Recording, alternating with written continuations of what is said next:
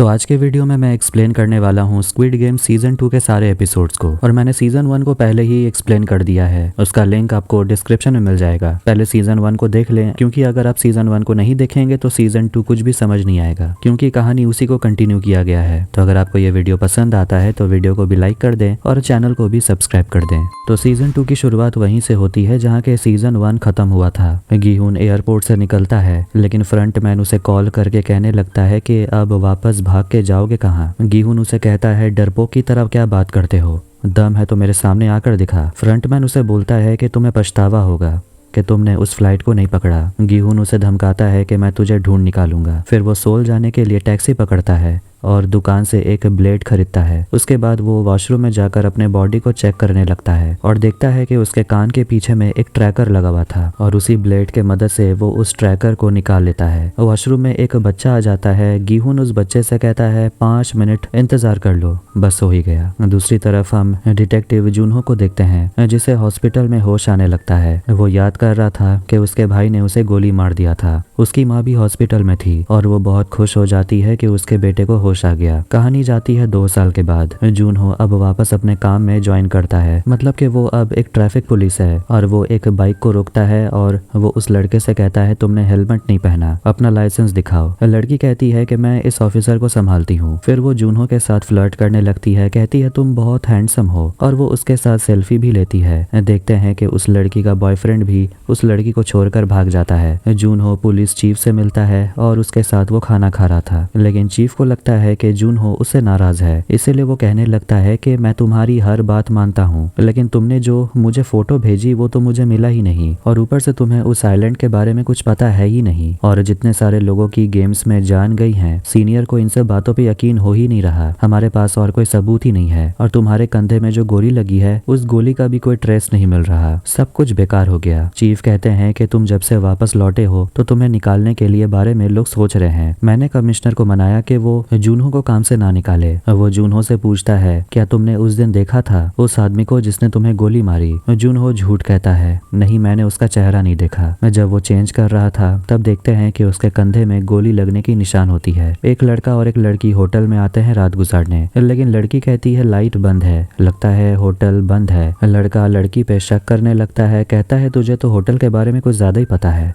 हर दिन आती है क्या यहाँ। लड़की नाराज होकर चली जाती है। देखते हैं कि गीहून उसी होटल में छुपा हुआ था और अपनी जान बचाने के लिए वो उस होटल को बंद करके ही रखता है, लेकिन तभी उसके कमरे का डोरबेल बजता है और उसे वही कार्ड मिलता है, गेम वाला कार्ड। वो दरवाजा खोलता है तो बाहर फ्रंटमैन होता है, जो उसे सांगवू और सेबियो का कटा हुआ सिर दिखाता है, जिसे देखकर वो डर गया था, लेकिन ये तो बस उसका बुरा सपना था। फिर गीहून से मिलने के लिए वही लोन वाला आदमी आता है, मिस्टर किम, जिसे हमने सीजन 1 में देखा था, लेकिन इस बार वो गीहून से गुस्सा नहीं था, वो तो गीहून को दिल दिखाता है।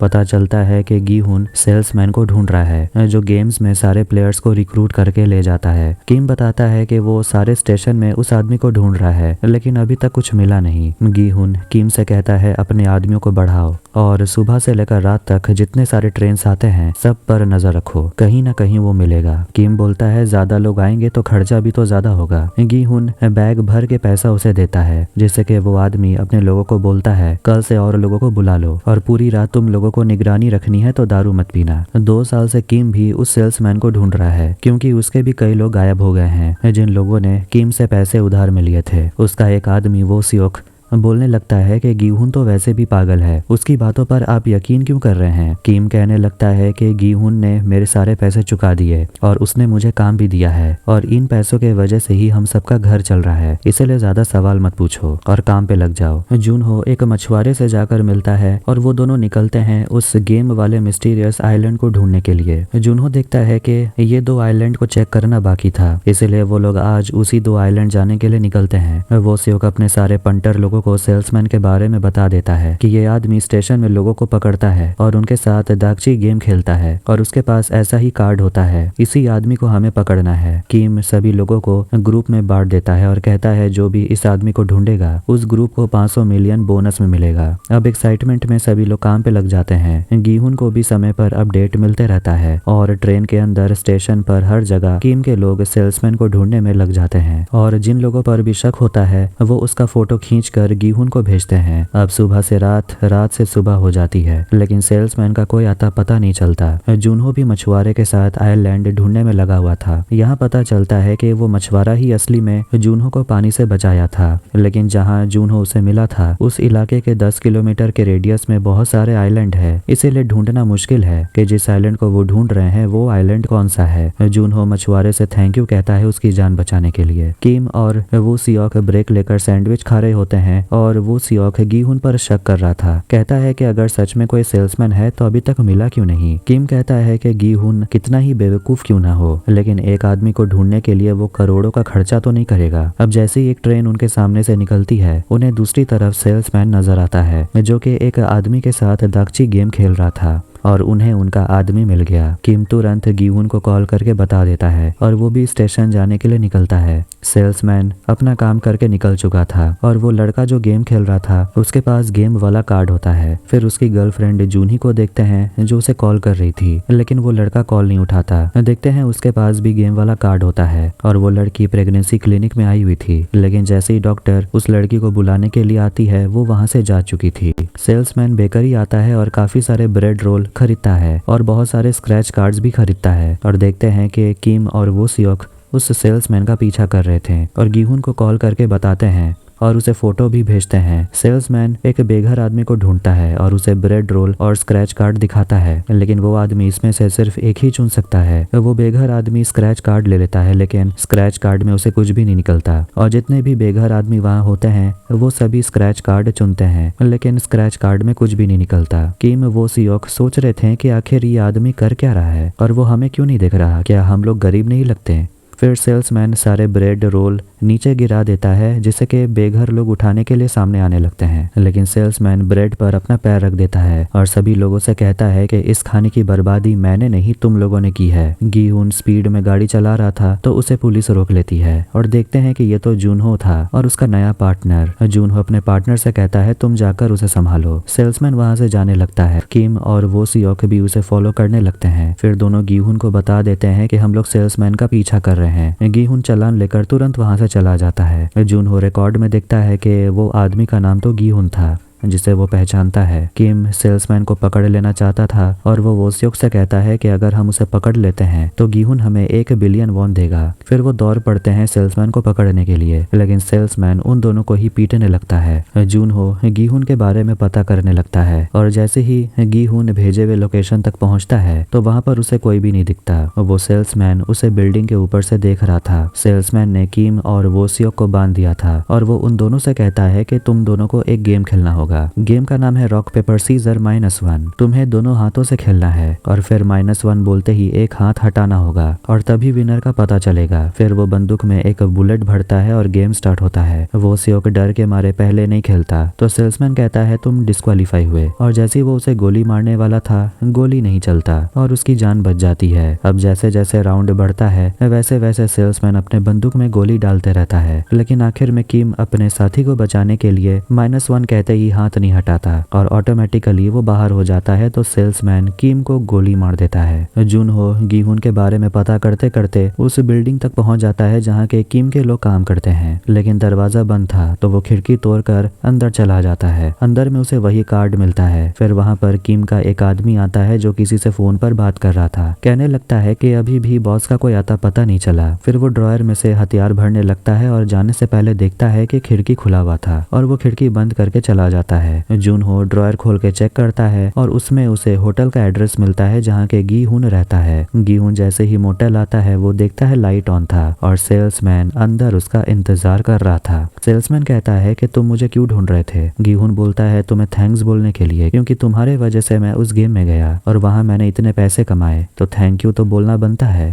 पर सेल्समैन बोलता है कि मैं तो बस डिलीवरी मैन हूँ। गीहुन पूछता है तो बताओ कि तुम किसके लिए काम करते हो, मुझे तुम्हारे बॉस से मिलना है। सेल्समैन अपने बारे में बताने लगता है कि वो जवानी में गेम ग्राउंड में काम करता था और वो प्लेयर्स के बॉडी को जलाया करता था। अचानक उस गेम में उसके पापा दिख गए जो हार गए थे और उसको अपने पापा को भी मारना पड़ा। गीहुन सेल्समैन को पालतू कुत्ता बोलता है और कहता है कि तू कभी नहीं समझ पाएगा कि मैंने उस गेम में क्या क्या देखा। जूनहो होटल के बाहर तक पहुंच गया था। सेल्समैन गीहुन से कहता है रशियन रॉलेट गेम खेलने, बंदूक में एक ही गोली है और वो गोली जिसके किस्मत में होगी वो मरेगा। गेम स्टार्ट होता है और सेल्समैन गीहुन से कहने लगता है कि तुम्हें ये मानना पड़ेगा कि तुम भी एक कचरा हो और तुम अगर इस दुनिया से चले जाओगे तो किसी को कोई फर्क नहीं पड़ेगा। आखिर में गीहुन खुद पर बंदूक चलाता है तो बुलेट नहीं निकलता और सेल्समैन से वो कहने लगता है कि तुम बस अपने बॉस के पालतू कुत्ते हो और आखिर में सेल्समैन खुद को गोली मार लेता है।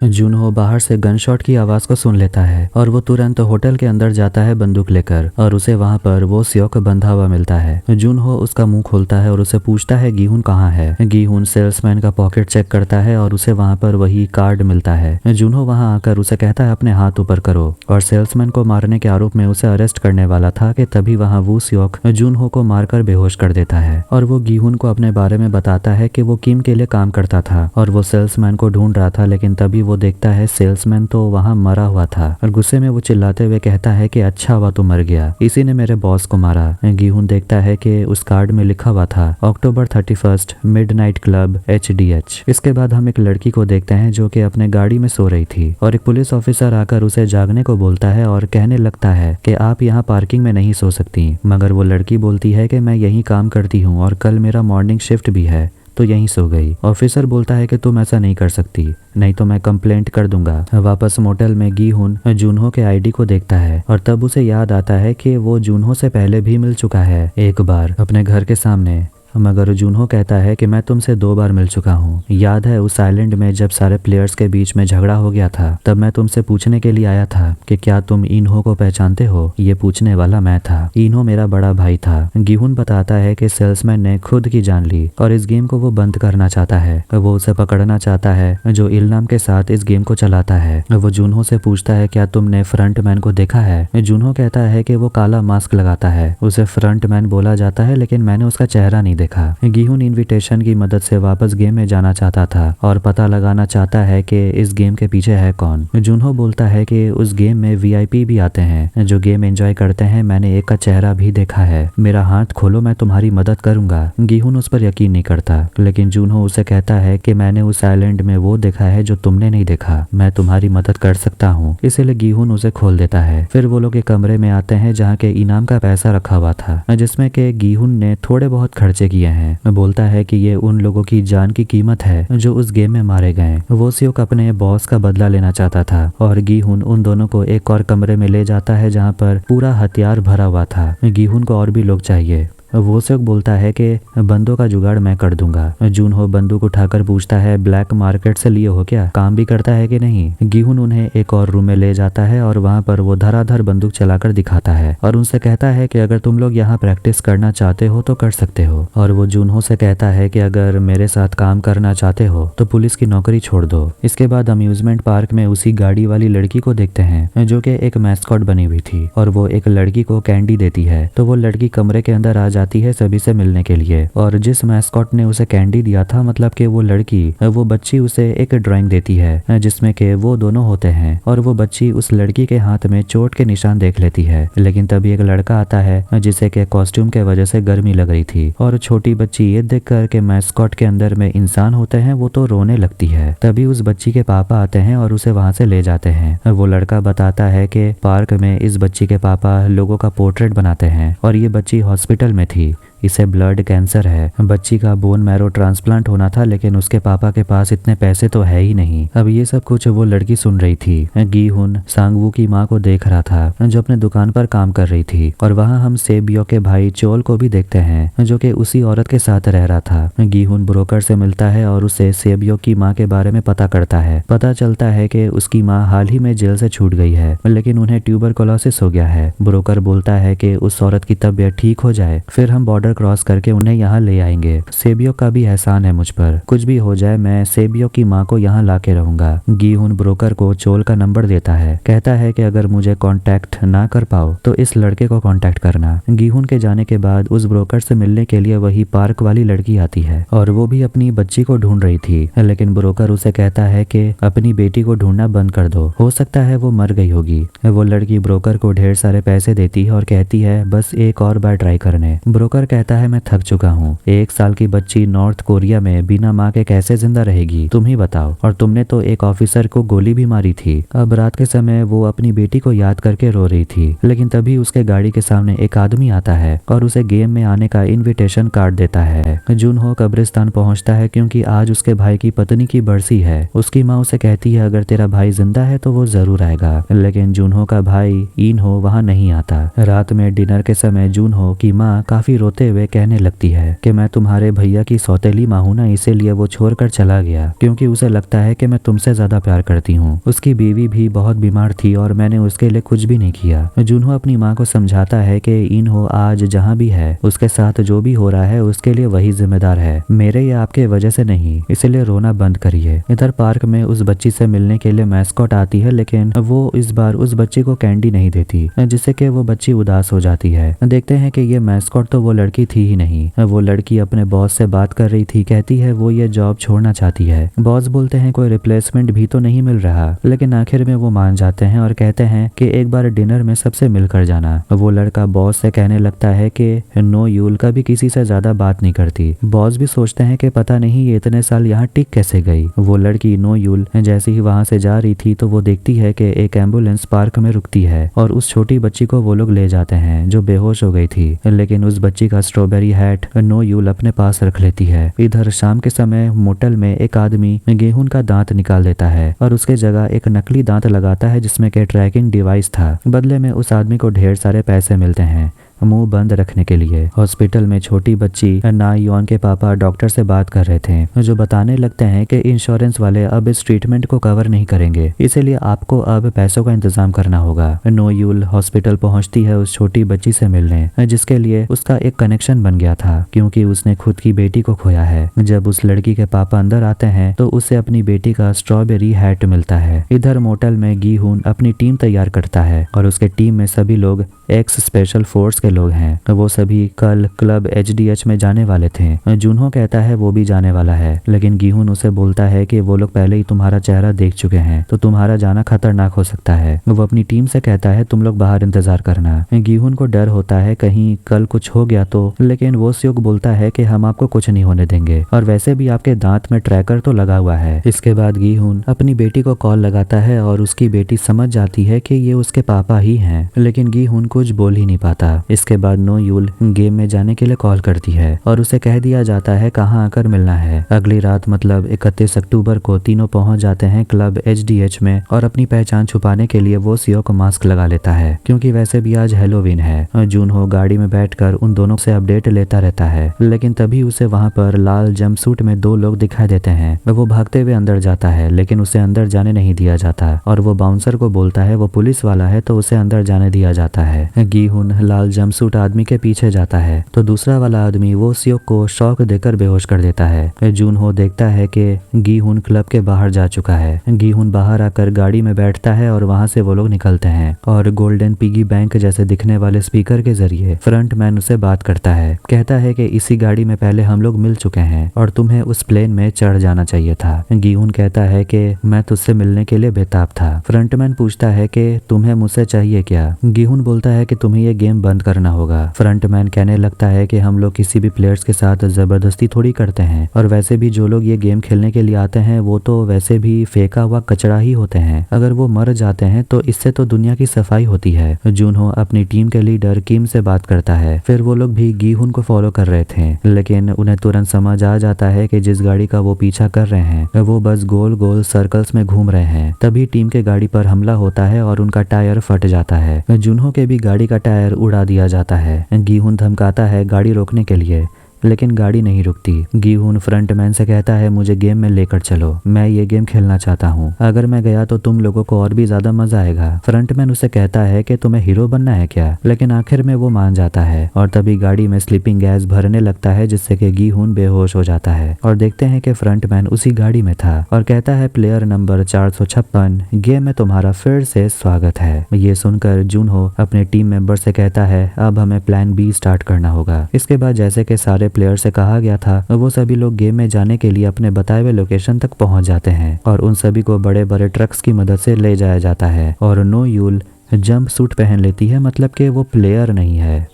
जूनहो और वो सियोक दोनों समुद्र किनारे आते हैं मछुआरे के बोट के पास और उनके टीम मेंबर्स भी पहुंच जाते हैं और वो लोग निकलते हैं आइलैंड को ढूंढने के लिए। अब उनके पास लोकेशन भी था कि गीहुन को कहां लेकर वो लोग गए होंगे। गीहुन की जब नींद खुलती है तो वो एक रूम में जागता है और उसका नंबर होता है 456 जो कि पहले भी था। अब वहाँ पर 456 प्लेयर्स आए हुए थे और जैसा कि होता है वो लोग एकदम हैरान थे कि आखिर वो लोग यहाँ कहाँ पहुंच गए और एक औरत होती है जो गीहुन को देखकर समझ जाती है कि वो यहाँ कोई बदला लेने के लिए आया है और वो बाकियों की तरह कंफ्यूज नहीं लग रहा था। उस औरत को देखकर ऐसा लगता है जैसे वो कोई शमन टाइप की है, सबका दिमाग पढ़ लेती है। फिर वहाँ मैनेजर आता है और उन सबका स्वागत करता है और उन्हें बता देता है कि यहाँ उन्हें 6 दिन रहना होगा और 6 गेम्स में पार्टिसिपेट करना होगा और जो भी वो सारे गेम्स जीत जाएगा उन्हें ढेर सारे पैसे मिलेंगे। प्लेयर नंबर 120 पूछती है कि हम आप पर भरोसा कैसे करें। अब वापस से वही सारे सवाल प्लेयर मैनेजर से पूछने लगते हैं कि आखिर वो लोग मास्क क्यों लगाए हुए हैं और आखिर उन्हें इस तरह बेहोश करके यहाँ क्यों लाया गया और मैनेजर भी वही सेम आंसर्स देते रहता है जैसे कि वो सीजन 1 में दे रहा था। एक लड़की कहती है कि मुझे ये कपड़े बिल्कुल नहीं पसंद, तुम्हारे जैसे कपड़े नहीं मिलेंगे क्या।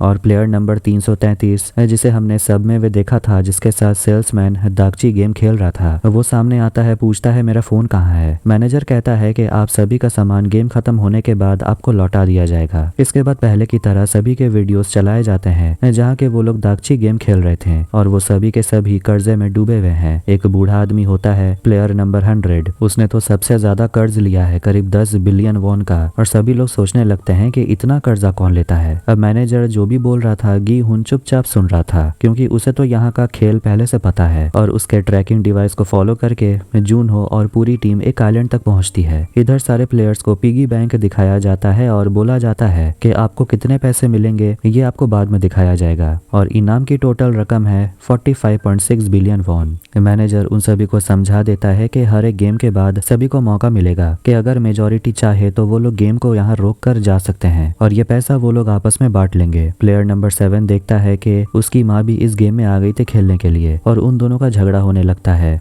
बूढ़ी औरत कहने लगती है कि मैं तो यहाँ आई हूँ तेरा कर्जा चुकाने, वरना मैं यहाँ क्यों आती। वो अपने बेटे से कहती है कि मैं तेरे लिए गेम खेलूंगी, तू वापस घर जा। वो कहता है सिर्फ एक गेम खेलूंगा और उसके बाद देखेंगे क्या होता है। इसके बाद सभी प्लेयर से कंसेंट फॉर्म में साइन करने को कहा जाता है। प्लेयर नंबर 333 म्यूंगी उसे प्लेयर नंबर 230 पकड़ लेता है जिसका नाम है थैनोस और वो बहुत बड़ा रैपर है और वो उससे कहने लगता है कि मैंने तेरा चैनल सब्सक्राइब किया था, तूने मेरे बहुत सारे पैसे डुबा दिए, मैंने तेरे क्रिप्टोस के वीडियो देखे थे और वो 333 से अपना पैसा मांगता है जो उसका लॉस हो गया। कहता है कि तूने कहा था सारे पैसे लगा देने के लिए, लेकिन 333 बोलता है कि मैंने ये भी कहा था कि वीडियो के लास्ट में अपने रिसर्च के मुताबिक ही पैसा लगाएं, वो तो नहीं देखा होगा तुमने। वो 333 से कह देता है कि तुझे गेम अच्छे से खेलना होगा क्योंकि तुझे मेरे पैसे चुकाने होंगे। गीहुन कंसेंट फॉर्म पे साइन कर देता है जिसमें कि वही सारे नियम लिखे हुए थे। मछुआरा जूनहो से पूछता है कि आखिर इतने सारे लोग हैं कौन, तो वो मछुआरे को बता देता है कि मुझे कोई ऐसा मिला है जो वो गेम खेल चुका है। सामने उन्हें एक आइलैंड दिखता है तो मछुआरा कहता है कि पहले वहां पर लोग रहा करते थे लेकिन अब कोई नहीं रहता।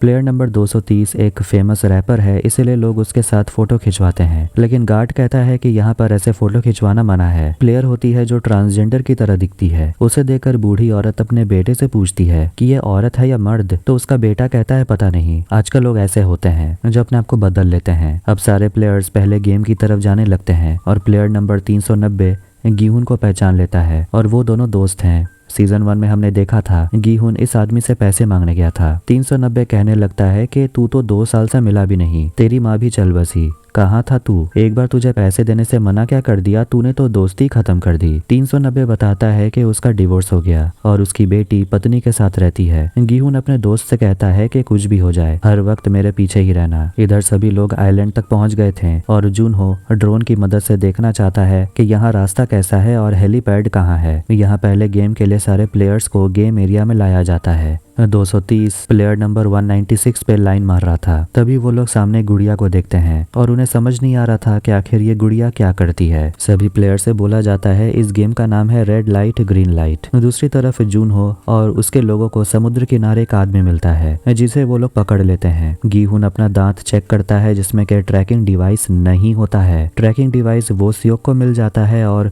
वो उस आदमी से पूछता है कि तेरे पास ये डिवाइस कहाँ से आया। फिर वो जूनहो से कह देता है कि हम लोगों को बेवकूफ बनाया गया, हम सब फंस गए। गीहुन सारे प्लेयर्स को चिल्लाकर बोल देता है मेरी बात ध्यान से सुनो, ये कोई बच्चों वाला गेम नहीं है। रेड लाइट बोलते ही अगर तुम लोग हिलते हुए पाए गए तो तुम्हें गोली मार दी जाएगी। अब सभी लोग गीहुन को पागल समझ रहे थे और हंस रहे थे। गुड़िया गेम खेलने के लिए तैयार हो जाती है। फ्रंटमैन मतलब इन्हो आराम से बैठ जाता है गेम का मजा लेने। गेम स्टार्ट होता है। पहले तो गीहुन की बात सब कोई मान रहे थे लेकिन सोचते हैं कि जरूर गीहुन नशा करके आया है। तभी प्लेयर नंबर 196 के गले पर एक मक्खी बैठ जाती है और बस वो चिल्लाने लगती है और हंसती है, कहती है हाय मैं तो हिल गई, और उसे गोली मार दिया जाता है। अब सबको समझ आ गया था कि गीहुन जो बोल रहा है वो एकदम सच है। एक बूढ़ी औरत भी उस मक्खी के वजह से डर जाती है और उसे गोली मार दिया जाता है। अब गोली लगती है तो और भी लोग डरने लगते हैं और भागने लगते हैं और सभी को एक एक कर गोली मार दिया जाता है। अब धराधर लोग मर रहे थे और उनमें से गोली चलाने वाली नो यूल थी। सब डर के मारे हिल भी नहीं रहे थे और गीहुन उन लोगों से कह देता है कि अगर समय से पहले लाइन क्रॉस नहीं करोगे तो भी मारे जाओगे। उस गुड़िया के आंख में मोशन डिटेक्टर है तो हिलना मत, आगे बढ़ते रहो, टाइम कम है। नोयूल देखती है कि पार्क में जो उसे बच्ची मिली थी उसका बाप भी उस गेम में आया था खेलने के लिए, क्योंकि उस आदमी को भी अपनी बेटी के इलाज के लिए पैसों की जरूरत थी। गीहुन और कुछ लोग लाइन क्रॉस कर लेते हैं और गेम कंप्लीट करते हैं। एक प्लेयर को पैर में गोली मार दिया जाता है और वो मदद के लिए पुकार रहा था। गीहुन उस प्लेयर की मदद करने के लिए जाता है और वो और प्लेयर नंबर 120 मिलकर उस घायल खिलाड़ी को लाइन के दूसरे तरफ ले आते हैं, लेकिन नो यूल उस घायल खिलाड़ी को भी उसके सिर पर गोली मार देती है, क्योंकि वैसे भी वो प्लेयर एलिमिनेट हो चुका था तो जिंदा रहकर फायदा नहीं। और बिल्कुल पहले की तरह गेम एरिया को ऊपर से ढक दिया जाता है। इसके बाद सारे सोल्जर्स हथियार रखकर अपने अपने पोजीशंस पर खड़े हो जाते हैं। जूनहो और बाकी लोग फंस चुके थे और वो लोग सोच रहे होते हैं कि अगर उन्हें यहाँ भटका के लाया गया है, मतलब कि वो आइलैंड जिसे वो ढूंढ रहे हैं वो यहाँ आसपास तो नहीं मिलने वाला। मछुआरा उन लोगों से कहता है कि हमें वापस चलना होगा क्योंकि रात में तूफान भी आने वाला है। बाद में प्लान बनाना कि करना क्या है। गेम हो जाने के बाद गीहुन से उसका दोस्त पूछता है कि वो गुड़िया थी क्या, वो तो अपने अखियों से गोली मार रही थी। लेकिन गीहुन उसे बताता है कि वहां पर शूटर्स थे, वही गोली मार रहे थे। तभी लाइट ऑन होता है और मैनेजर अंदर आता है, जिसे देखकर सभी लोग डरने लगते हैं। मैनेजर उनको पहले गेम का रिजल्ट बताता है कि 456 प्लेयर्स में से सिर्फ 91 प्लेयर्स एलिमिनेट हो गए हैं और टोटल 365 प्लेयर्स पहले गेम को जीत गए हैं। अब जैसा कि होता है सारे प्लेयर्स बहुत डरे हुए थे तो वो लोग भीख मांगने लगते हैं कि उन्हें जाने दिया जाए। गीहुन नियम याद दिलाता है कि वोटिंग होनी चाहिए और अगर ज्यादा प्लेयर्स चाहते हैं कि इस गेम को बंद कर दिया जाए तो ऐसा ही होगा। लेकिन वोटिंग होने से पहले अभी तक के इनाम की रकम उन्हें दिखाई जाती है और पिगी बैंक में भर भर के पैसा गिरने लगता है और उसमें करीब 9.1 बिलियन वॉन होते हैं जो वापस में बांट सकते हैं अगर वो इस गेम को छोड़कर जाना चाहते हैं। तो हर एक प्लेयर को करीब 24 मिलियन मिलेगा। ये लोगों को कम लग रहा था और लोग पूछते हैं कि तुमने कहा था 45 बिलियन मिलेंगे। मैनेजर बोलता है कि हर प्लेयर के मरने के बाद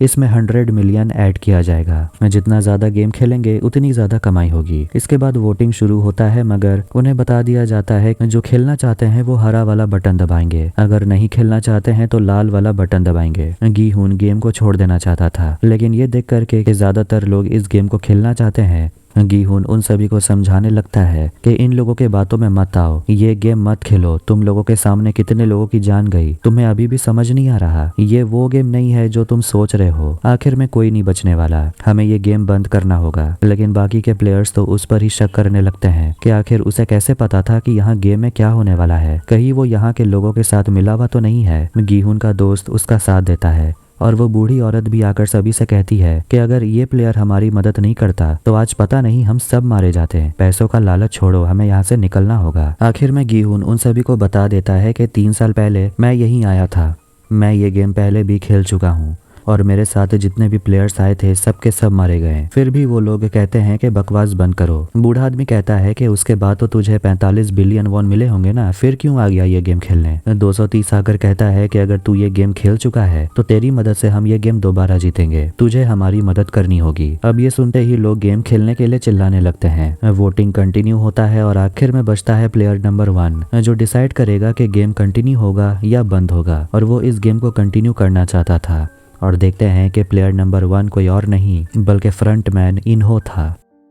सारे मरे हुए प्लेयर्स को जलाने के लिए ले जाया जाता है। इस बीच जो प्लेयर्स सरवाइव कर गए थे वो खाना खाने के लिए बैठते हैं और गीहून अपने दोस्त के साथ बैठा हुआ था और वो गीहून को खाना खाने को बोलता है।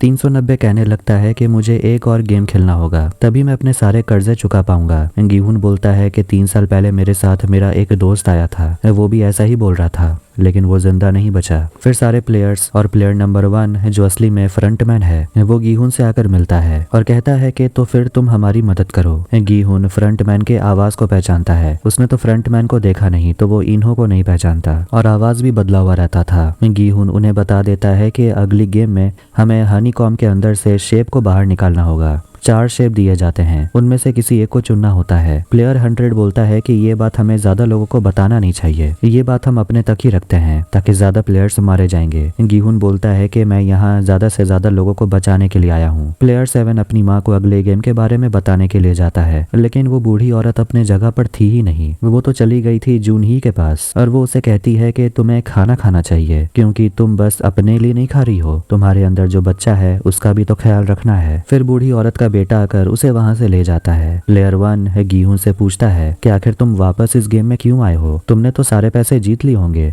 या तुमने इतने जल्दी उसे खर्च भी कर दिए। गीहून बोलता है कि वो पैसे मेरे अकेले के नहीं हैं, यहाँ मरने वाले लोगों के खून से वो पैसा रंगा हुआ है। नंबर 1 कहता है कि ऐसा थोड़ी है कि तुमने उन प्लेयर को खुद मारा है, ये तो तुम्हारी जीती हुई रकम है। अब दोनों में थोड़ी अनबन हो जाती है। तभी वहाँ प्लेयर नंबर 388 आता है, डे हो, और वो भी उन लोगों के टीम में शामिल होना चाहता है। उसके हाथ में टैटू था। 390 पूछता है क्या तुम मरीन में थे, पता चलता है 390 भी मरीन में था और दोनों एक दूसरे को सैल्यूट करते हैं। इधर प्लेयर 124 जिसने भी प्लेयर 333 के वजह से अपने पैसे डुबा दिए थे वो उसे पूछने लगता है कि सबके पैसे डुबा कर तू आराम से बैठकर खा रहा है। 333 कहता है कि मेरी भी जिंदगी बर्बाद हो गई है, तभी पैसे बनाने यहाँ आया हूँ। थैनोस आकर बोलता है कि तुझे पैसे कमाने ही होंगे, तेरे वजह से मैंने 500 मिलियन गवाया है। उसके बाद उन लोगों की लड़ाई होने लगती है और प्लेयर नंबर 1 उन दोनों को रोकता है। थैनोस प्लेयर 1 को बुढ़ा समझकर उसे कहता है कि तू यहाँ क्यों आया है, जाकर घर में अपनी बीवी बच्चों के साथ रहना।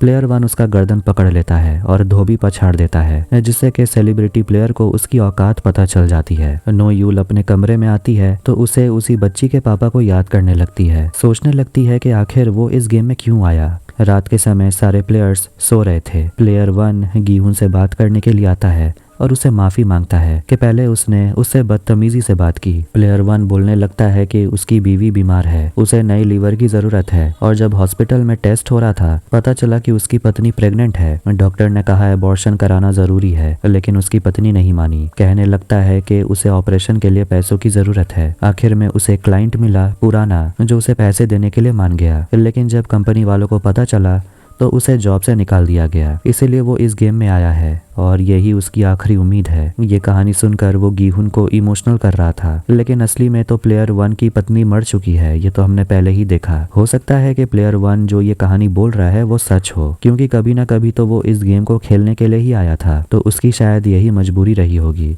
दूसरी तरफ गार्ड्स मरे हुए प्लेयर्स की बॉडी का चीर-फाड़ कर रहे थे और उनके ऑर्गन्स को निकालते हैं। ऑपरेट करने वाला बोलता है कि प्लेयर्स को जान से नहीं मारना था, अगर उनमें थोड़ी बहुत जान बची होती तब इनके ऑर्गन्स काम में आते। कोई तो है जो इन प्लेयर्स को जानबूझकर सिर में गोली मार रहा है। इसके बाद वो गार्ड्स काले कपड़े पहने हुए ऑफिसर को डेड बॉडी की हालत के बारे में बताते हैं कि ऑर्गन्स कोई काम के नहीं है क्योंकि इन सभी के मरे हुए बहुत समय हो चुका है और उन्हें लगता है कि इन सारे प्लेयर्स को सिर में गोली मारने वाली गार्ड नंबर 11 है जो कि और नहीं बल्कि नो यूल है। इसीलिए उसे कहा जाता है कि ऑफिसर तुमसे मिलना चाहते हैं। नो यूल ऑफिसर से मिलने आती है लेकिन इस बार देखते हैं कि सभी लोग अपना चेहरा दिखाते हैं एक दूसरे को, लेकिन पहले तो ये रूल के खिलाफ था। खैर ऑफिसर उसे कहते हैं कि मैंने कहा था ना कि मेरे काम में टांग मत लड़ाना, जिनमें जान बाकी थी उन्हें दोबारा गोली मारने की क्या जरूरत थी। नोयूल कहती है कि मैं तो बस अपना काम कर रही थी। वो उसे बताने लगते हैं कि जब मैंने तुम्हें पहली बार देखा तुम किसी गंदे से हॉस्पिटल के गंदे से बिस्तर में पड़ी हुई थी। तुमने पूरे सर्च टीम को स्नाइपर से मार दिया और तुम नॉर्थ कोरिया से साउथ कोरिया आ गई। मैंने तुम्हारी जान बचाई। तुम्हारी हालत देखकर मुझे तरस आ गया। वो ऑफिसर नोयूल से कहता है कि तुम लीडर की परवाह मत करो। पिछले बार हम लोगों ने एक प्लेयर से मदद ली थी, लेकिन इस बार एक डॉक्टर हमारे टीम में ही है, तो किसी को पता नहीं चलेगा। बस तुम इस तरह प्लेयर को मारना बंद करो। तुम्हारा बच्चा अभी भी नॉर्थ कोरिया में है,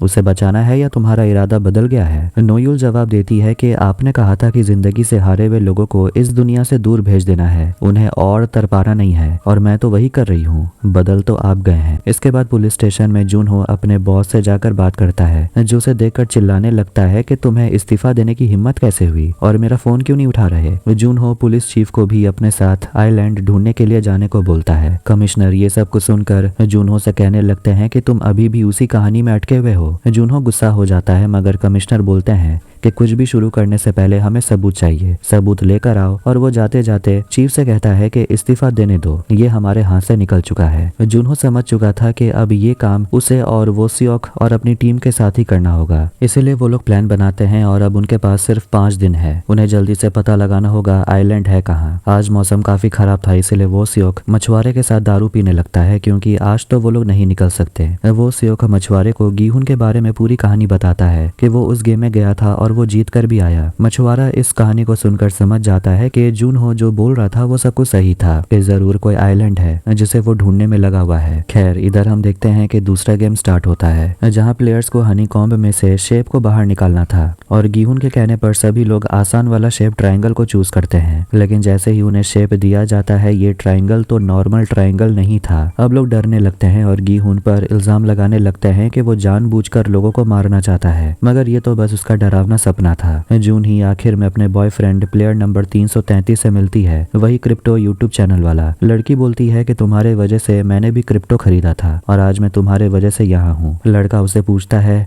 तुम्हें तो एबॉर्शन करा लेना चाहिए था, तुमने करवाया क्यों नहीं? मैं बिना पैसों के बच्चे को संभालोगी कैसे? लड़की कहती है मैं कुछ कर लूंगी, तुम्हें सोचने की जरूरत नहीं। इसके बाद सेकंड गेम का अनाउंसमेंट होता है और जाने से पहले प्लेयर 230 थैनोस अपने लॉकेट में से पिल्स निकाल कर खा लेता है। सारे प्लेयर गेम एरिया में आते हैं और ये कोई पुराना गेम नहीं था, ये नया गेम लगता है। उन सभी से कहा जाता है कि 10 मिनट में 5-5 लोगों की टीम बना लीजिए। प्लेयर नंबर 100 गीहुन पर काफी गुस्सा होता है कि उसने कहा था कि हनीकॉम्ब वाला गेम आएगा, लेकिन यहाँ तो कुछ और ही हो रहा था। टाइमर स्टार्ट होता है और गीहुन, प्लेयर 1, गीहुन का दोस्त और 388 टोटल 4 लोग हैं, मतलब कि उन्हें बस एक और प्लेयर की जरूरत है। 390 388 से बोलता है कि जाकर किसी प्लेयर को ढूंढ कर लाने। 333 अपनी गर्लफ्रेंड के पास जाता है और उसे कहता है हम दोनों को एक साथ गेम खेलना चाहिए, क्योंकि वैसे भी जून ही प्रेग्नेंट है और उसे कोई टीम में लेगा नहीं। इसके बाद वो ट्रांसजेंडर प्लेयर 120 को देखते हैं, वो भी टीम ढूंढने के लिए निकलती है, लेकिन उसे कोई भी टीम में लेने को तैयार नहीं था। प्लेयर 7 टीम ढूंढ रहा था, उसे तो लोग लेने के लिए तैयार थे, लेकिन उसकी माँ को नहीं। और प्लेयर 7 अपनी माँ के बगैर कोई टीम में जाने को तैयार नहीं था। प्लेयर 230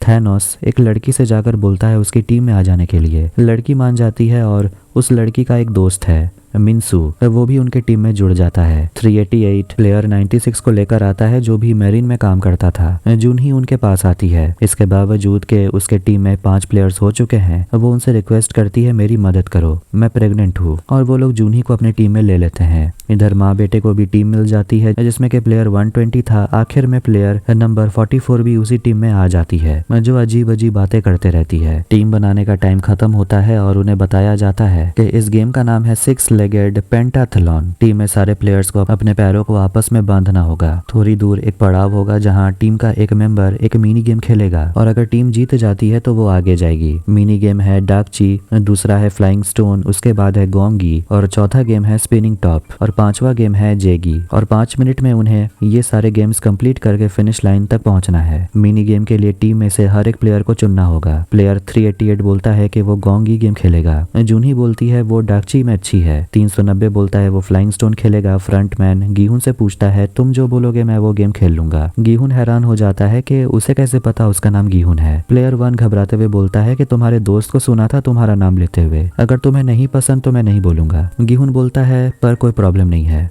वो जेगी खेलने का सोचता है और प्लेयर 1 स्पिनिंग टॉप खेलेगा। गेम शुरू होता है और प्लेयर्स के पैर आपस में बांध दिए जाते हैं। पहले टीम किसी तरह खेल रही थी और ये सब कुछ गी हुन की टीम देख रहे होते हैं और इसी से सारे प्लेयर्स सीखते हैं कि आखिर उन्हें किस तरह आगे बढ़ना है। फ्लाइंग स्टोन में उन्हें पहले पत्थर से दूसरे पत्थर को गिराना था। प्लेयर पत्थर को गिरा तो देता है लेकिन उसके पैर लाइन के बाहर था। स्पिनिंग द टॉप में लट्टू को घुमाना था। टाइम खत्म होते ही दोनों टीम एक एक गेम में पीछे रह जाती है, इसलिए उन सारे प्लेयर्स को खत्म कर दिया जाता है। इससे के सारे प्लेयर्स एकदम से डर जाते हैं और प्लेयर 124 थैनोस से बोलता है कि आपके पास जो दवाई है क्या आप मुझे दे सकते हैं, मुझे बहुत डर लग रहा है। इसके बाद गार्ड्स आते हैं और डेड बॉडी को वहां से उठा ले जाते हैं। देखते हैं कि एक प्लेयर अभी भी जिंदा बचा हुआ था और उसे गार्ड्स ले जा रहे थे उसका ऑर्गन्स निकालने के लिए, लेकिन नो यूल ये सब देखकर गार्ड से कहती है इस बॉक्स को खोलो और वो जिंदा प्लेयर को गोली मार देती है। अब अगली टीम की बारी थी, मतलब वो टीम जिसमें के प्लेयर 120 है और माँ बेटा है। 120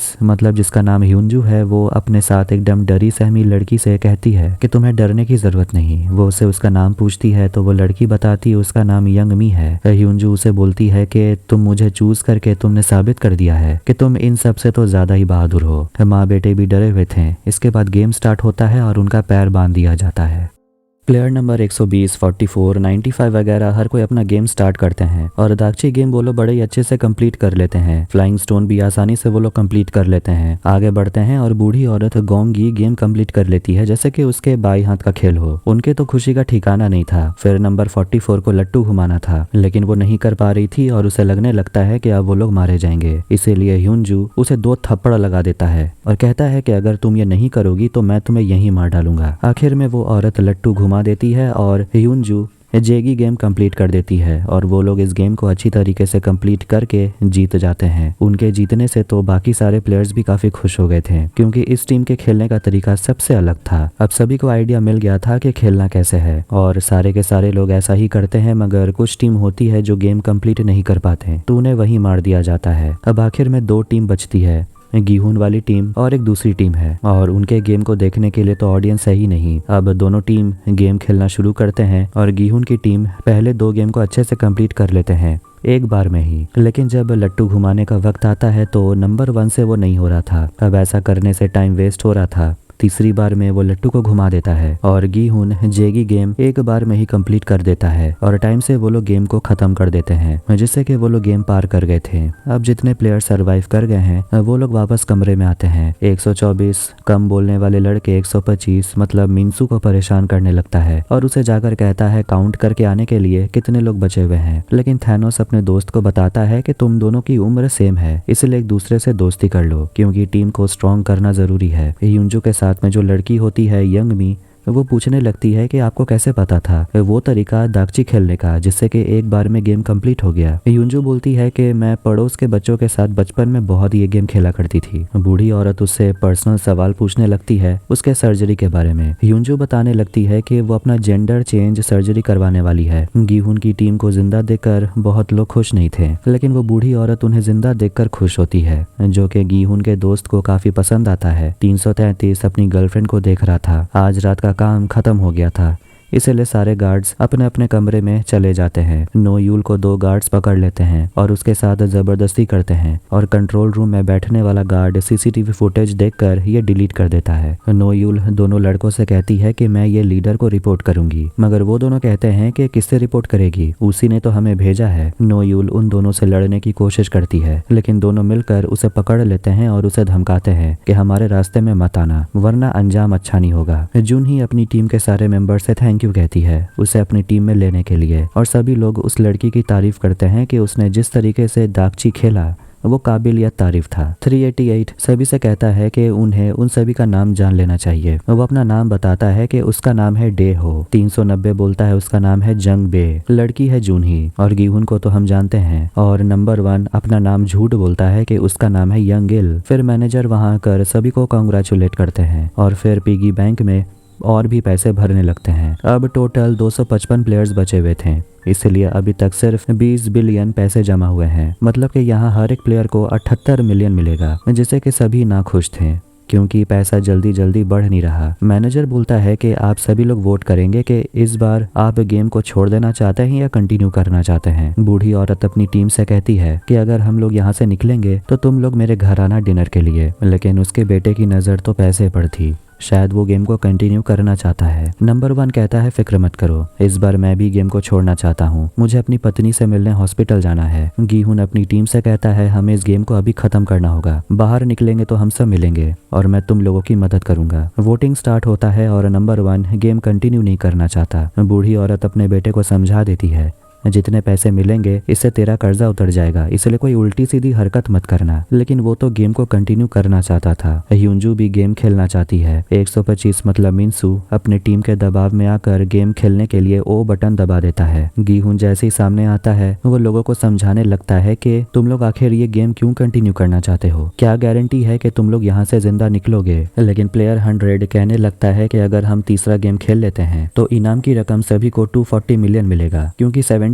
में तो किसी का कर्जा चुकता होगा ही नहीं। अब आखिर में मेजॉरिटी लोग यही चाहते हैं कि गेम को कंटिन्यू किया जाए, मतलब कि कल तीसरा गेम खेला जाएगा, जिससे कि गीहून और कुछ लोगों का चेहरा उतर जाता है और सारे प्लेयर्स 2 ग्रुप में डिवाइड हो जाते हैं। एक्स मतलब जो गेम नहीं कंटिन्यू करना चाहते हैं और ओ मतलब जो कंटिन्यू करना चाहते हैं। डिनर में सभी को खाना दिया जाता है और मिनसू प्लेयर 380 से पूछने लगता है जो उसकी फ्रेंड है सेमी कि तुम्हें इस गेम से डर नहीं लगता। सेमी कहती है कि डर तो लगता है। मिनसू पूछता है तो फिर तुम गेम क्यों खेलना चाहती हो। सेमी कहती है फिलहाल अगर यहाँ से निकल के बाहर गई तो जिसका सामना करना पड़ेगा वो इससे भी ज्यादा डरावना है। बूढ़ी औरत अपने बेटे से बात नहीं कर रही थी। लड़का कहता है कि इतने कम पैसों से मेरा कर्जा खत्म नहीं होगा। बूढ़ी औरत गुस्सा हो जाती है। 390 गेम खेलना चाहता था, इसलिए उसने ब्लू बटन दबाया था और वो अकेले बैठा हुआ था, ये सोच करके कि उसकी टीम उससे गुस्सा होंगे। इसलिए वो अपने टीम मेंबर से बोलने लगता है कि मेरे ऊपर और भी कर्जा है, इसलिए सोचा अगर एक और गेम खेल लूंगा तो सारा कर्जा उतर जाएगा। नंबर 1 कहता है कोई बात नहीं, तुमने जो किया उसकी कोई वजह थी और वैसे भी अगर तुम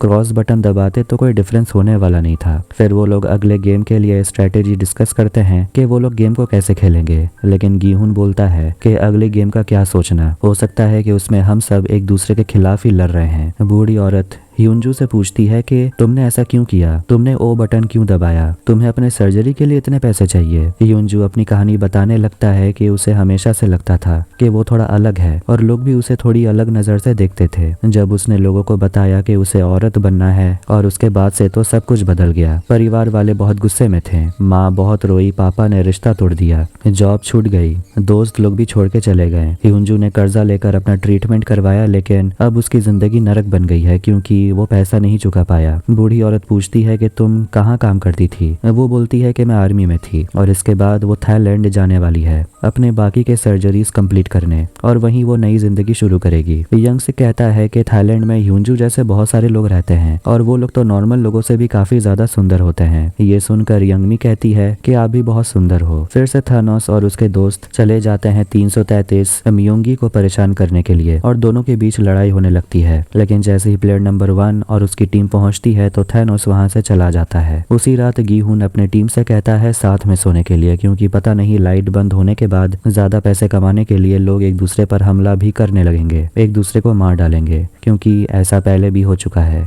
पैसों के लिए लोग मॉन्स्टर बन ही जाते हैं। उनमें से कोई एक जाग कर पहरा भी देगा। बूढ़ी औरत आधी रात में उठती है बाथरूम जाने के लिए तो उसका बेटा कहने लगता है कि मैं भी आपके साथ चलता हूँ, क्योंकि यहाँ सभी लोग अजनबी हैं, इन लोगों पर इतना भरोसा मत करो। लेकिन वो बूढ़ी औरत अपने जूड़े में एक चाकू फंसा कर लाई थी जो वो अपने बेटे को दिखाती है। कहती है कि ये चाकू तेरी नानी ने मुझे दिया था। जूही को भी बाथरूम जाना था और वो बूढ़ी औरत कहती है मेरे साथ चलो। गार्ड उन दोनों को जाने नहीं देता क्योंकि इस वक्त जाना मना था। बूढ़ी औरत समझाने लगती है कि मास्क के पीछे तुम कोई इंसान ही तो हो, हमारी मजबूरियों को भी तो समझो। मैं बूढ़ी हो गई हूँ, बिना डायपर के बाहर नहीं जाती, लेकिन यहाँ तो मैं बिना डायपर के आ गई। तुम एक बूढ़ी औरत को शर्मिंदा होते हुए देखना चाहते हो। वो चिल्लाने लगती है, तभी गार्ड दरवाजा खोल देता है और फिर वो दोनों और ह्यूंजू वॉशरूम जाने लगते हैं। बूढ़ी औरत जूनही से पूछती है तुम्हारे मम्मी पापा कहाँ है, तो वो कहती है उसके मम्मी पापा नहीं है और जूनही बूढ़ी औरत से मदद भी नहीं लेना चाहती। ह्यूनजू उस औरत से पूछता है कि उस लड़की को कोई प्रॉब्लम है क्या, तो वो औरत उसे बता देती है कि जून ही प्रेग्नेंट है। 390 सोकर उठ जाता है और गीहुन से पुरानी बातें करने लगता है। कहता है कि तू मेरे दुकान आया था मुझसे पैसे मांगने, अगर मैंने तुझे पैसे दे दिए होते तो शायद तेरी माँ जिंदा होती, लेकिन उस वक्त तो सच में मेरे पास पैसे नहीं थे। और वो गीहुन से पूछता है कि तुम इस गेम में क्यों आए, अगर मैं तुम्हारे जगह होता तो कभी नहीं आता। गीहुन उससे पूछता है कि अगर मैं तेरे सामने मर जाऊं तो तू सारे पैसे लेकर यहाँ से निकल जाए, तुझे कैसा लगेगा, क्या तू उस पैसों से खुश रहेगा? मैं यहाँ आया हूँ इस गेम को खत्म करने के लिए। 390 गीहुन को गुस्सा दिलाने लगता है, जिससे वो सच में गुस्सा हो जाता है। 390 हंसने लगता है, कहता है कि मैं इसी गीहुन को ढूंढ रहा था, तू अभी भी नहीं बदला। जून ही बाथरूम में रोने लगती है और वो बूढ़ी औरत उसे गले लगाती है और उसे कहती है सब ठीक हो जाएगा, बस खुद पर भरोसा रखो। अगले दिन वो सियोक, जून हो और अपनी टीम के साथ वो लोग आइलैंड ढूंढने के लिए फिर से निकलते हैं और इस बार वो लोग 2 टीम में बटे जाते हैं, 2 अलग अलग बोट में, और अब उनके पास सिर्फ 4 दिन बचे हैं उस आइलैंड को ढूंढने के लिए। इधर सुबह में सारे प्लेयर्स सोकर उठते हैं और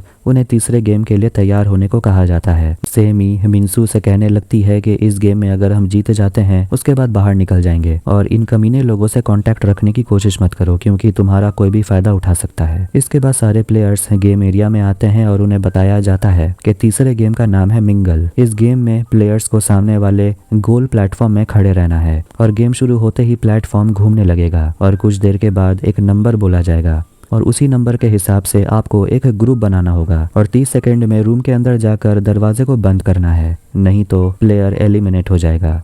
इसके बाद गेम स्टार्ट होता है और प्लेटफॉर्म घूमने लगता है और उन्हें कहा जाता है 10 लोगों की टीम बनाने के लिए, जिसके बाद गीहुन और ह्यूनजू दोनों की टीम मिलकर 10 लोग बनते हैं और वो लोग कमरे में चले जाते हैं और टाइमर खत्म होते ही डोर लॉक हो जाता है और जितने लोगों ने टीम नहीं बनाई होती है उन्हें गोली मार दिया जाता है। साइको औरत गीहुन को देखकर बोलने लगती है तुम अभी भी जिंदा हो, मतलब तुम्हें किसी खास मकसद से यहाँ पर लाया गया है। एलिमिनेटेड प्लेयर में से एक जिंदा होता है लेकिन धमकी मिलने के वजह से नो यूल उस प्लेयर को गोली नहीं मारती। इसके बाद दूसरा राउंड शुरू होता है और घूमता हुआ प्लेटफॉर्म रुक जाता है और उन्हें 4 लोगों की टीम बनाने को कहा जाता है। थैनोस, उसका दोस्त मिनसू और उसकी फ्रेंड सेमी एक कमरे में घुस जाते हैं। गीहुन अपनी टीम के साथ एक कमरे में चला जाता है लेकिन नंबर 1 अपने लिए दूसरा टीम ढूंढने के लिए चला गया था। ह्यूनजू, यंगमी और माँ बेटे एक टीम में होते हैं और उन सब की जान बच गई थी और जितने लोग बच गए थे जिनकी टीम नहीं बनी उनको गोली मार दिया जाता है। रूम नंबर 33 में देखते हैं कि 3 लोग घुसे हुए थे लेकिन 4 लोगों का टीम बनाने को कहा गया था, तो वो तीनों असली में एलिमिनेटेड प्लेयर्स हैं, तो उन्हें भी गोली मार दिया जाता है। पहले सोच रहे थे वो लोग बच जाएंगे लेकिन जो होना था उसे तो कौन रोक सकता है। तीसरे राउंड के लिए फिर सारे प्लेयर्स प्लेटफॉर्म की तरफ आते हैं और प्लेयर 44 किसी तरह दूसरे टीम में जाकर अपनी जान बचा ली थी और प्लेयर नंबर 1 भी जिंदा था। कहता है कि मैं दोस्त बनाने में माहिर हूँ तो मुझे टीम मिल गई थी। नेक्स्ट राउंड में सभी को 3 प्लेयर्स की टीम बनाने को कहा जाता है। थैनोस अपने दोस्त और मिनसू को लेकर कमरे में चला जाता है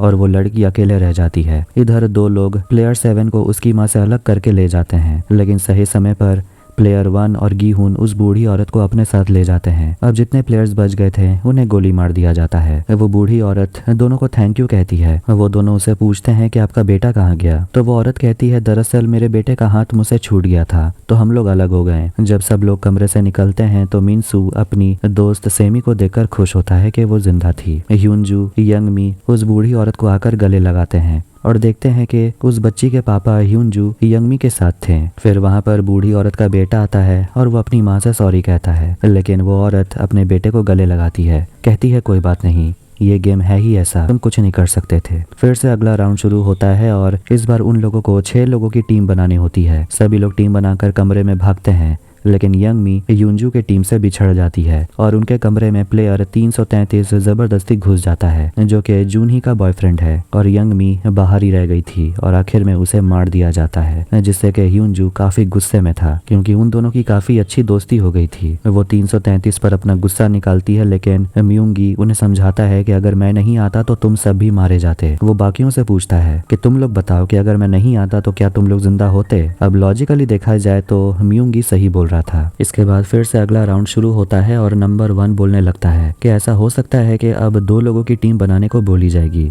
और यहाँ टोटल 50 कमरे हैं, मतलब सिर्फ 100 लोगों को जगह मिलेगी और 126 प्लेयर है, मतलब के 26 लोग मारे जाएंगे। और ऐसा ही होता है, 2 प्लेयर्स की टीम बनाने को बोला जाता है और हर कोई 2 की टीम बनाकर रूम की तरफ भागने लगता है। इस बार रूम में पहुंचना ही काफी नहीं था, क्योंकि इस बार लोग रूम में घुसने के लिए भी लड़ रहे थे, क्योंकि जितने कमरे नहीं हैं उतने प्लेयर्स हैं। नंबर 1 और 390 जिस रूम में घुसते हैं वहां पर एक प्लेयर ऑलरेडी था, इसीलिए प्लेयर 1 उस प्लेयर को मार डालता है ताकि वो और 390 जिंदा रह सकें। आखिर में ये गेम यहीं खत्म होता है और लोग अपने अपने कमरे की तरफ जाने लगते हैं। जूनहो ड्रोन की मदद से आइलैंड पर नजर रख रहा था। थैनोस देखता है कि मिनसू जिंदा था और फिर से वो उसे परेशान करने लगता है। 333 मतलब मियोंगी अपनी गर्लफ्रेंड के साथ अपनी नई जिंदगी दोबारा से शुरू करना चाहता था, लेकिन जून ही गुस्सा हो जाती है और पूछती है कि आखिर ये सब कैसे होगा। तो उसका बॉयफ्रेंड बोलता है कि हम दोनों के पैसे मिलाकर मेरे ऊपर जितना कर्जा है वो माफ हो जाएगा और मैं क्रिप्टो पर दोबारा इन्वेस्ट नहीं करूंगा। जून ही नहीं मानती और कहती है कि तुम्हें अपना कर्जा चुकाना है तो खुद चुकाओ, मैं अपने पैसों से अपना बच्चा पाल लूंगी। अब ये सब कुछ थैनोस और उसका दोस्त देख रहे थे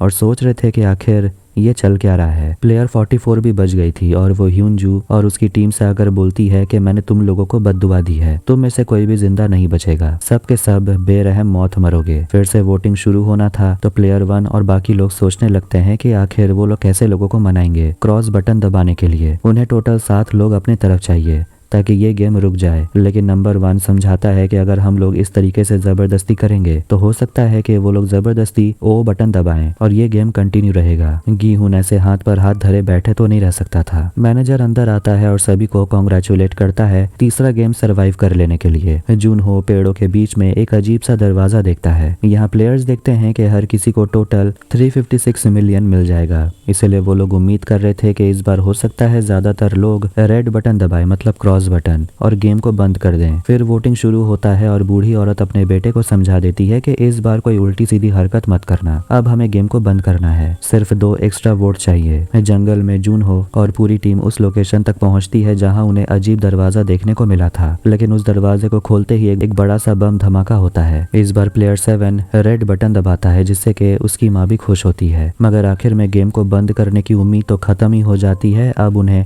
उम्मीद है कि 50-50 हो जाए। आखिर में प्लेयर 1 बाकी था और 390 कहने लगता है कि मुझे प्लेयर 1 से काफी डर लगता है। वो गीहुन को कुछ बताने वाला था कि तभी प्लेयर 1 रेड बटन दबा देता है और वोटिंग टाई हो जाती है। और मैनेजर सभी से कहते हैं कि रूल नंबर 3 के हिसाब से अगर वोटिंग टाई हो जाती है तो एक और बार वोटिंग होगा, लेकिन उससे पहले लोगों को सोचने और समझने का टाइम दिया जाएगा और अगली वोटिंग कल होगी। जूनहो की टीम का एक मेंबर बम धमाके में मर गया था और मछुआरा मतलब के कैप्टन पार्क कहता है कि हमें वापस जाना होगा, लेकिन लीडर किम बोलता है कि हमें खोज जारी रखना होगा। डिनर के दौरान गीहुन अपने दोस्त से पूछता है कि तू प्लेयर 1 के बारे में कुछ बोल रहा था, लेकिन वो बोलता है कि ऐसा भी कुछ बात नहीं था, ये जगह ही मनहूस है, कोई भी यहाँ अपना होश खो देगा।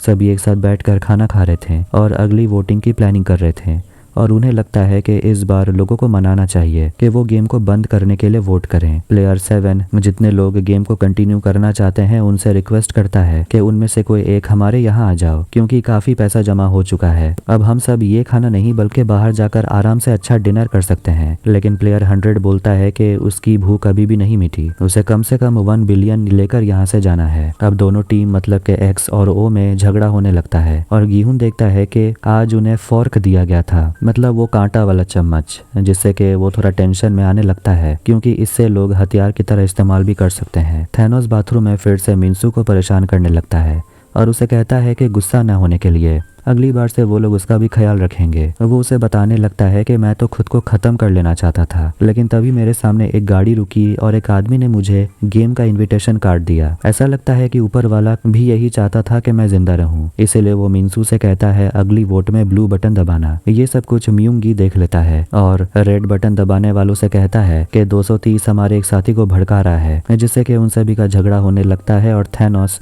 जूनही के बारे में भी ऊट पटांग चीजें बोलने लगता है, तो उसके और मियोंगी के बीच में हाथापाई होने लगती है। फिर सभी लोग मारपीट करने लगते हैं और मिनसू डर के मारे बाथरूम से ही भाग जाता है। थैनोस मियोंगी मतलब 333 का गला दबा रहा था, लेकिन वो थैनोस के गले में अपना फॉर्क घुसा देता है। प्लेयर 333 थैनोस को मार डालता है और बाथरूम में बेधड़क लोग एक दूसरे को पीट रहे थे और यहाँ कमरे में जो शांति से बैठे हुए थे उन्हें इन्फॉर्म कर दिया जाता है कि बहुत सारे प्लेयर्स एलिमिनेट हो गए हैं और पिगी बैंक में उनका हिस्से का पैसा भर दिया जाता है और अब करीब 38 मिलियन पर प्लेयर्स को मिलने वाला था। और वो लोग सोच रहे होते हैं कि आखिर ये हुआ क्या। जितने लोग जिंदा बच गए थे वो खून में लथपथ वापस कमरे में आते हैं और 104 ब्लू बटन दबाने वाले को कहने लगता है कि लाल बटन दबाने वालों ने हम पर हमला करने की कोशिश की। फिर उन लोगों में बहस होने लगती है और वो लोग काउंट करते हैं कि अब दोनों तरफ की टीम में कितने कितने लोग बचे हैं। इधर बोट में टीम का एक आदमी उठकर देखता है कि मछुआरा ड्रोन के साथ कुछ छेड़छाड़ कर रहा था, लेकिन मछुआरा कहता है कि नहीं, मैं तो बस देख रहा था कि आखिर ये चीज उड़ती कैसे है। लेकिन तभी अचानक वो मछुआरा उस आदमी को मार डालता है। वो स्योक आवाज सुनकर जाग जाता है, लेकिन मछुआरा उसे कहता है कि तुम जाकर सो जाओ क्योंकि कल सुबह हमें जल्दी वापस खोज पर जाने के लिए निकलना है। इधर एक्स बटन दबाने वाले लोग देखते हैं कि अब उनके पास ज्यादा मेंबर्स बचे हैं, मतलब कि कल वोटिंग में वो लोग जीत सकते हैं और गेम बंद हो सकता है। फिर अनाउंस किया जाता है कि आधे घंटे में लाइट्स ऑफ होने वाली हैं, तो सारे प्लेयर्स अपने अपने बिस्तर पर चले जाएं। दूसरी तरफ हम देखते हैं कि ऑर्गन्स डिलीवरी करने के लिए 2 लोग निकल पड़ते हैं और एक गार्ड ऑफिसर को इन्फॉर्म कर देता है कि डिलीवरी टीम निकल गई है। ऑफिसर पूछता है कि ये बताओ कि माल कैसा था। सोल्जर बोलता है कि ऑर्गन स्टॉप कंडीशन में थे। और गार्ड नंबर 11 की खबर क्या है, तो सोल्जर बोल देता है कि उस लड़की की अकड़ निकल गई, अब हमारे काम में वो टांग नहीं लड़ाएगी। फिर अनाउंस किया जाता है कि एक स्पेशल गेम शुरू होने वाला है, तो मैनेजमेंट स्टाफ, सोल्जर और वर्कर्स सभी अपने अपने जगह पर पहुंच जाएं। लेकिन यहाँ प्लेयर्स को बोला जाता है सो जाने के लिए। 388 को कुछ ठीक नहीं लग रहा था और उसे लगता है कि जिन लोगों को गेम कंटिन्यू रखना है वो लोग जरूर कुछ ना कुछ तो करेंगे ही। गीहून बोलता है लाइट बंद होते ही वो लोग हमला करेंगे और हमें मारकर वो लोग अगले वोट में जीतना चाहते हैं ताकि गेम कंटिन्यू रह सके और इसे इनाम की रकम भी बढ़ जाएगी। प्लेयर 1 कहता है कि हमें पहले हमला करना चाहिए। गीहून ये सब के खिलाफ था, कहता है कि ये गेम जिन लोगों ने बनाया है वो यही तो चाहते हैं कि खून खराबा हो और वो हमें मरते हुए देखें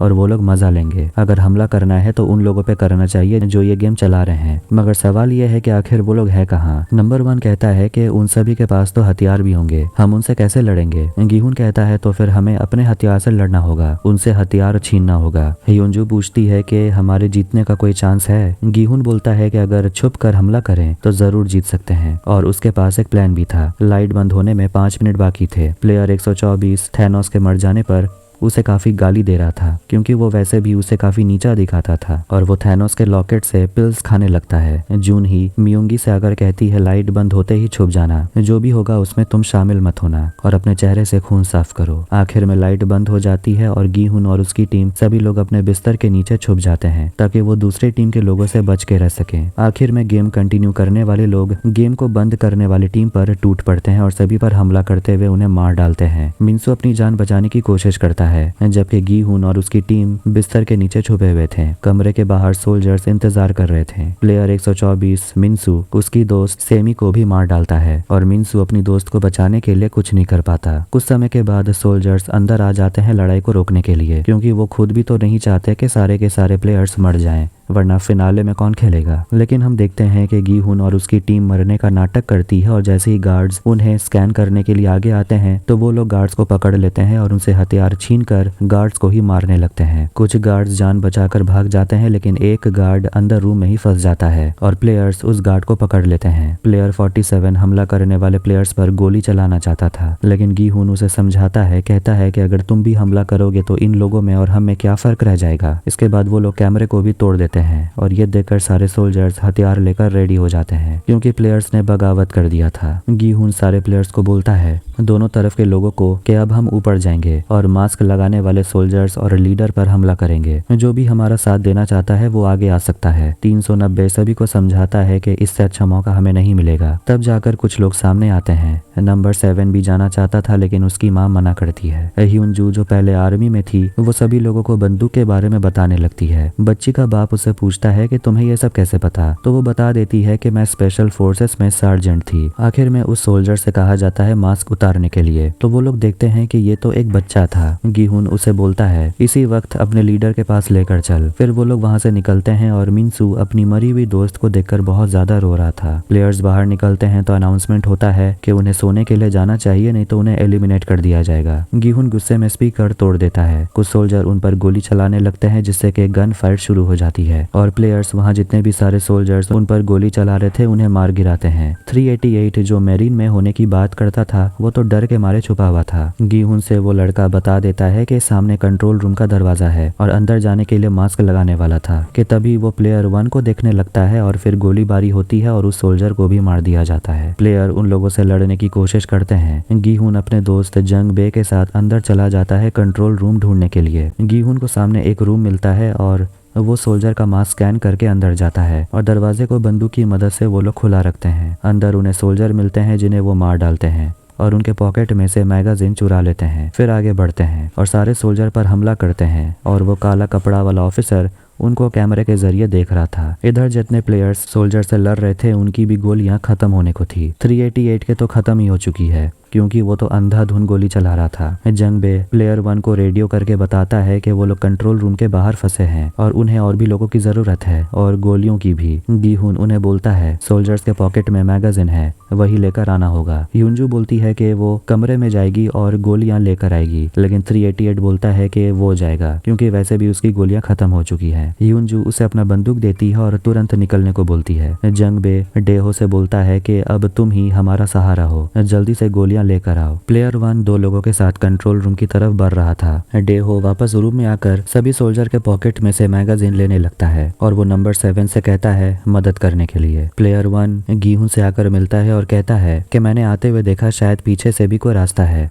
मैं वहां से जाकर सारे सोल्जर्स को ठिकाने लगाता हूँ। गीहुन प्लेयर 1 को मैगजीन देता है, कहता है तुम जाओ। डेहो मतलब 388 मैगजीन लेकर निकलता है, लेकिन गोलियों की आवाज सुनकर उसकी तो हालत ही खराब हो गई थी और वो एकदम फ्रीज हो जाता है। सभी लोग उसका इंतजार कर रहे थे और ह्यूंजू उसे पूछती है तुम कहाँ हो, लेकिन डेहो कोई जवाब नहीं देता। तो ह्यूंजू को लगने लगता है शायद डेहो को कुछ हो गया है, इसीलिए वो उसे चेक करने के लिए जाती है। इधर प्लेयर 1 को देखते हैं जो अपने साथ जो 2 प्लेयर को लेकर आया था उन्हें ही गोली मार देता है। गीहुन आवाज सुनता है तो वो प्लेयर 1 से पूछता है कि तुम्हें कुछ हो गया है क्या। प्लेयर 1 ऐसा दिखाने की कोशिश करता है जैसे उसे ही गोली लग गई है और वो मर चुका है। अब ये देखकर तो गीहुन अंदर से हिल चुका था कि उसका एक और साथी मारा गया। ह्यूंजू वापस रूम में आती है और देखती है डेहो डर के मारे कोने में छुपा हुआ था। वो माफी मांगने लगता है, लेकिन जैसी वो मैगजीन लेकर निकलने वाली थी वहां पर मैनेजर पहुंच जाता है। ह्यूंजू बंदूक लोड करके उनसे लड़ने जाने वाली थी, लेकिन बूढ़ी औरत उसे रोक देती है, कहती है तुम जाओगी तो मारी जाओगी। दूसरी तरफ जितने प्लेयर्स लड़ रहे थे वो लोग देखते हैं कि सोल्जर्स उनकी तरफ आ रहे थे। उस बच्ची का बाप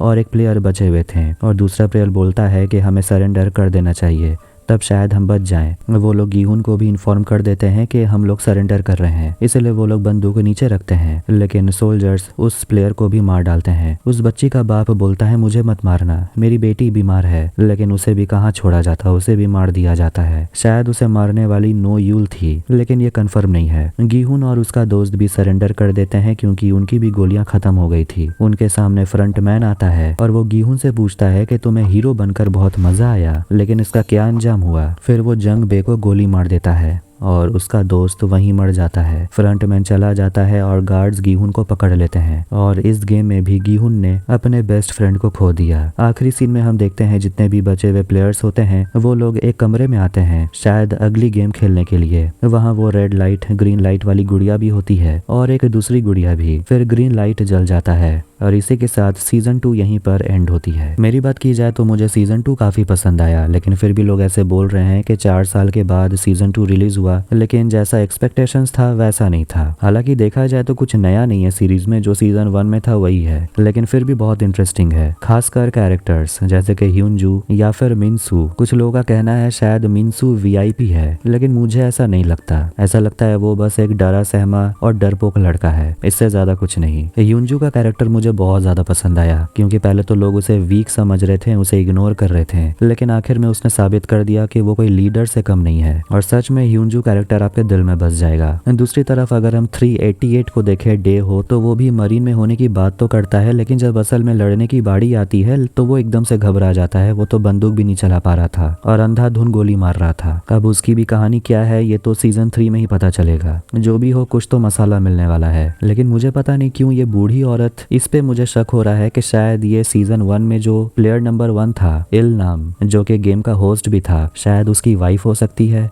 पता नहीं, बस ये सिर्फ थ्योरी है, क्योंकि इल्नाम ने कहा था कि उसकी एक वाइफ है और उसका एक बेटा है, तो शायद ये दोनों भी हो सकते हैं। और इसीलिए मिंगल वाले गेम के समय जब बूढ़ी औरत अकेले रह गई थी तो प्लेयर नंबर 1 मतलब के इन्हों ने उस बूढ़ी औरत की जान बचाई थी। ये सब को देखते हुए ऐसा लग रहा है शायद ये बूढ़ी औरत भी कोई स्पेशल कंटेस्टेंट है। वेल, आगे क्या होना है ये तो सीजन 3 में ही पता चलेगा। थ्योरीज तो बहुत सारी हैं, जिसे डिस्कस करने बैठेंगे तो डिस्कशन खत्म ही नहीं होगा। तो आपको ये वीडियो कैसा लगा कमेंट करके जरूर बताएं, और वीडियो पसंद आए तो वीडियो को लाइक कर दें, चैनल को भी सब्सक्राइब कर दें। मिलते हैं नेक्स्ट वीडियो में। Take care.